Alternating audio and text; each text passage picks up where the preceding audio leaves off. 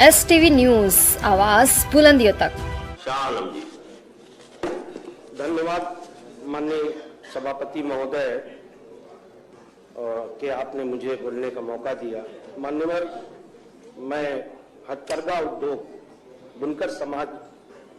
की पीड़ा को बोलने के लिए खड़ा हुआ हूं। मान्यवर, बजट को मैंने देखा है और उसमें सरकार ने ये खुद माना है कि कृषि के बाद हथकरघा उद्योग उत्तर प्रदेश में सबसे ज्यादा रोजगार उपलब्ध कराने वाला कुटीर उद्योग है। मगर माननीय सभापति महोदय, जब मैं उसके नीचे पढ़ता हूं तो मुझे बड़ी निराशा होती है, क्योंकि सरकार जब ये मानती है कि बुनकर भाई हमारे इस उत्तर प्रदेश का एक महत्वपूर्ण अंग है और किसान भाइयों के बाद प्रदेश में उनका दूसरा स्थान है, उनका दूसरा योगदान है एम्प्लॉयमेंट जनरेशन में, तो मगर जब मैं ये देखता हूं कि उनको दिया क्या जा रहा है, 8 लाख। अभी हमारे भाई ने कहा कि बहुत बड़ा बजट है, ऑफकोर्स बहुत बड़ा बजट है, उसमें कहीं संशय नहीं है, लेकिन इस बड़े बजट में बुनकर भाइयों के लिए दिल इतना छोटा क्यों है? और मुझे तो एक चीज की और बड़ी निराशा हुई देख करके कि आदरणीय स्वर्गीय पूर्व प्रधानमंत्री जी अटल बिहारी वाजपेयी साहब, जिसका हम लोग सम्मान करते हैं, हमारे भी आदर्श है, उनके नाम से भी एक योजना चलाई, मगर मात्र पैसे का जो प्रोविजन किया गया वो 400 करोड़। तो मेरा कहना यह है कि कम से कम उनके नाम की गरिमा की ही लाज रखती सरकार। अब देखिए, मैं मानो थोड़ा सा 1 सेकंड लेके ये बताऊं कि मेरा जो पॉलिटिकल जो जीवन शुरू हुआ वो मुबारकपुर विधानसभा से मैं विधायक हुआ और रिपीटेडली 2 बार हुआ,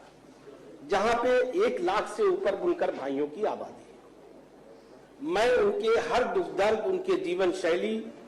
उनकी जीविका, मैं हर चीजों को मैं बड़ी भली भांति जानता हूं, क्योंकि हमने बहुत करीब से उनके दुख दर्द को देखा और समझा है। इनकी पीड़ा हमारे किसान भाइयों से किसी भी तरह से कम नहीं है। मैं सरकार को एक ठीक है, हम लोग विपक्ष में हैं, हम जो कहते हैं अक्सर ये कहा जाता है कि भाई ये तो विपक्ष में है इनका बात, लेकिन कभी कभी विपक्ष की बातों को भी सकारात्मक रूप में लेकर के उस पर विचार करना चाहिए, ऐसा मेरा सरकार से अनुरोध है। इसमें थोड़ा और पैसे का प्रोविजन बुनकर भाइयों के लिए करते। पहले उनको फ्लैट रेट पे, जब आदरणीय स्वर्गीय मुलायम सिंह यादव जी सीएम थे, तो उनके दुख दर्द को समझते हुए उन्होंने 70 रुपए में उनको फ्लैट रेट पे बिजली देते थे। अब वो खत्म कर दिया गया, और वो खत्म करने के बाद बड़ी मंथन करने के बाद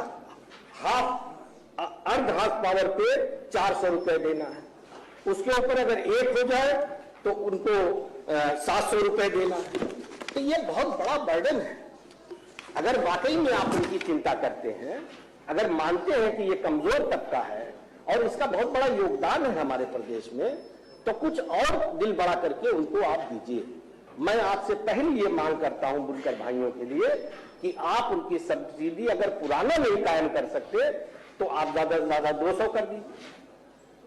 मान्यवर, उसी क्रम में मैं आपके माध्यम से ये बताना चाहता हूं कि आजमगढ़ मंडल,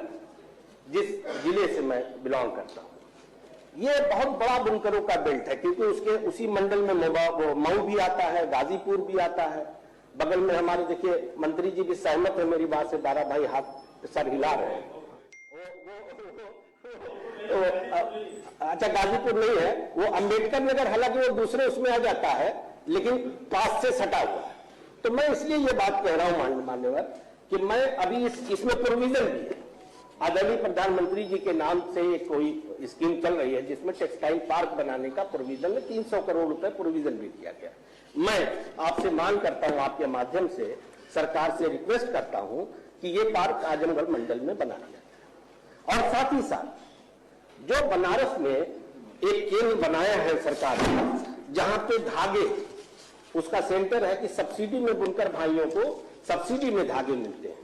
बनारस की दूरी बहुत पड़ती है, आजमगढ़ से काफी दूर पड़ जाता है, और ये गरीब बुनकर भाई उसका फायदा नहीं उठा पाते। मुबारकपुर में मैंने अक्सर बात किया, हमने कहा वहां से आप लोग कहे हम लोग नहीं जा पाते, बहुत हम लोगों को परेशानी होती है, इसलिए बनारस में जो सेंटर है उसका एक सेंटर आजमगढ़ में भी मानवर खुलवा दिया जाए। मानो मुझे याद है 2012 की बात होगी और इन्हीं सब समस्याओं को लेकर उस वक्त सपा की सरकार थी, मैं आज उनका मेंबर हूं, उस वक्त मैं बीएसपी में था, मैं बड़ा स्ट्रगल करता था और उस वक्त मैंने काफी उनसे रिक्वेस्ट भी किया, सदन में भी कई बार ये मैं विषय ले आया और मैंने निजी तौर पे भी ये मैं सौभाग्य ही कहूंगा कि उस वक्त जो ट्रांसपोर्ट मिनिस्टर थे आदरणीय दुर्गा प्रसाद यादव जी, चूंकि हम उनके वोटर की विधानसभा हमारी पड़ती थी, तो हमने कहा